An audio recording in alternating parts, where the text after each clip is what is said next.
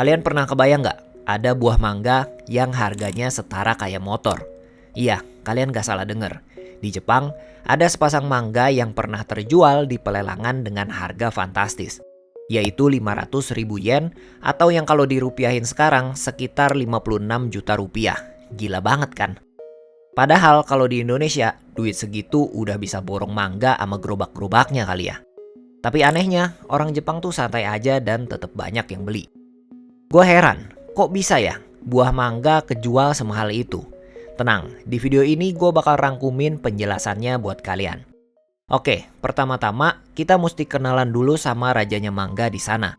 Namanya Tayo no Tamago, yang artinya telur matahari.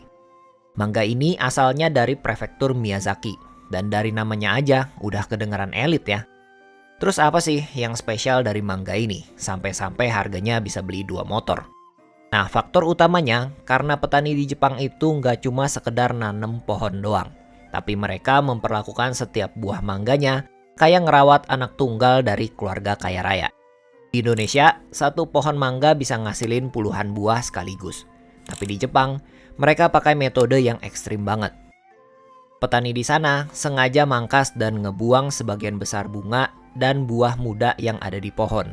Jadi mereka cuma nyisain kayak 1 atau 2 buah yang paling the best aja di setiap cabangnya. Tujuannya apa? Biar seluruh nutrisi, air, dan pupuk dari pohon itu benar-benar terpusat ke 1 buah itu aja. Jadi bisa dibilang, mangga yang selamat sampai panen itu adalah mangga pilihan takdir. Fun fact-nya, mangga-mangga ini sama sekali nggak pernah dipetik pakai tangan atau alat pemotong sama petaninya. Kenapa? Karena menurut mereka, kalau dipetik manual, kematangannya belum 100% sempurna. Jadi, setiap buah mangga dibungkus pakai jaring-jaring khusus yang diikat ke langit-langit rumah kaca. Ketika mangga itu udah benar-benar matang sempurna di pohon, dia bakal jatuh sendiri karena gravitasi, lalu ditampung dengan lembut sama jaring tersebut. Jadi, mangga yang dijual di toko itu adalah mangga yang menyerahkan diri karena udah matang optimal, bukan dipaksa matang buat dijual cepet. Tapi Jepang itu kan punya musim dingin ya, sedangkan mangga itu buah tropis yang butuh sinar matahari. Terus gimana dong cara nanemnya? Nah, itu sebabnya mereka ditanam di dalam rumah kaca raksasa yang super canggih. Petani di sana pakai komputer buat ngatur suhu, kelembapan, bahkan ngatur posisi cahaya matahari. Di sini udah kebayangkan berapa biaya listrik dan energi yang dikeluarin buat ini mangga.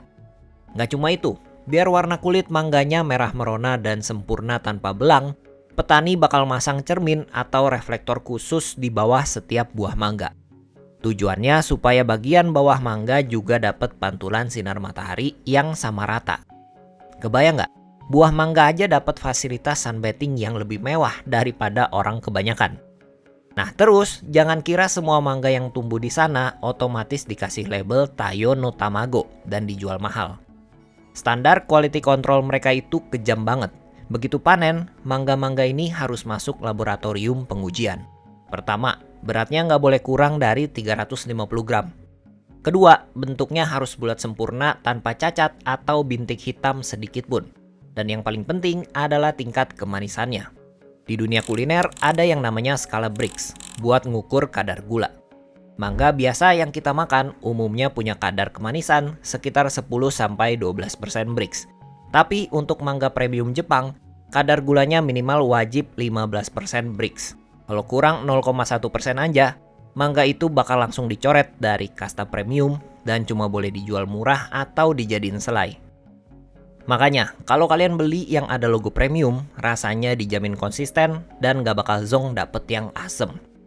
Tapi pertanyaannya, emang ada ya yang mau beli buat dimakan sehari-hari?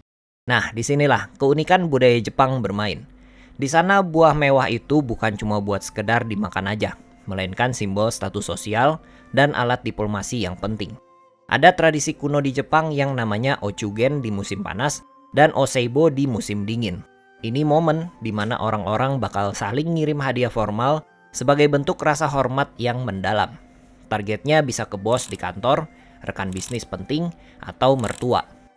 Nah, di budaya Jepang, makin mahal dan makin sempurna hadiah buat yang kalian kasih, itu mencerminkan seberapa besar kalian menghargai hubungan dengan orang tersebut. Jadi, pembisnis di sana nggak sayang keluarin duit puluhan juta buat beli mangga di pelelangan.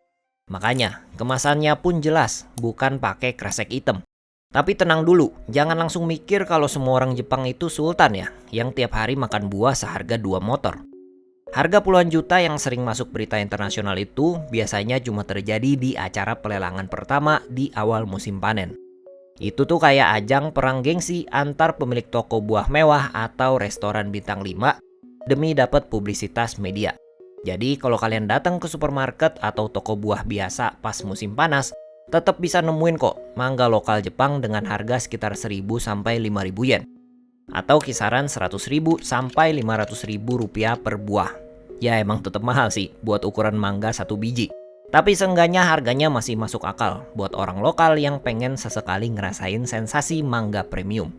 Jadi kesimpulan kenapa mangga di Jepang mahal banget, ya karena yang dibeli itu bukan cuma sekedar buah, tapi secara nggak langsung lagi ngebayar biaya teknologi canggih, dedikasi ekstrim para petani, jaminan kualitas rasa, plus nilai budaya yang melekat.